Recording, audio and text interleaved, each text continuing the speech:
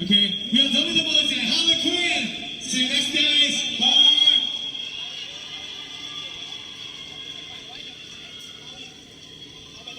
สุดยอดมากครับ น้ำต้องเอาไว้นี่ก่อน Respect some noise. ขอเสียงให้หน่อยครับผมถ้าใครชอบเขาเต้นขอเสียงหน่อยสุดยอดมากเต้นมันนะมันมากและที่สำคัญได้ข่าวว่านอกใจแลสวันไปแล้วเพราะเธอเต้นทุกทีมเลยเอาละครับตอนรับทุกท่านนะครับเข้าสู่อีกรอบนึงนะครับในงานของ International Amazing Splash 2023 นะครับ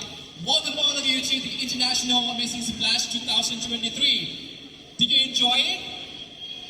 Yes. I see you dance right away.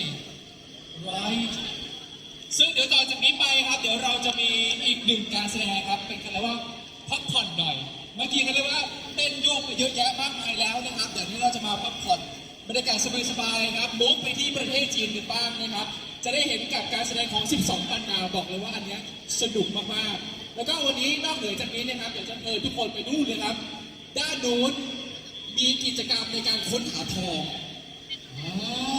จากบูธของเกาหลีนะครับวันนี้ที่เมืองโคเรียนเนี่ยเขาพากิจกรรมนะครับพาโคลนด้วยโคลนที่มีชื่อเสียงในเรื่องของการหมักผิวให้สดใสเปล่งปลั่งนะครับวันนี้เขามีบูธกิจกรรมนะครับของการค้นหาทองคำนะครับแล้วก็หมักหน้าด้วยโคลนด้วยเผื่อวันนี้เราต้องเจอแดดจะได้รู้สึกว่าสวยสดใสเปล่งปลั่งนะครับรวมไปถึงว่าที่ของผู้อินเดียครับมีจุดที่เขาว่าพระพิฆเนศแล้วก็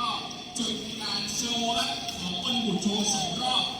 ละบ่าย 3 กับ 5 โมงเย็นนะครับแต่ว่าตอนนี้ครับเดี๋ยวเราไปเจอกับอีกหนึ่งการแสดงนะครับซึ่งบอกเลยว่าคุณจะได้เห็นความสวยงามนะครับของการแสดงทั้งหมด4 ช่วงด้วยกันนะครับแต่ว่าตอนนี้นะครับเหนื่อยหรือยังครับเหนื่อยมากแล้วใครที่จะมีแรงในการเชียร์เต้า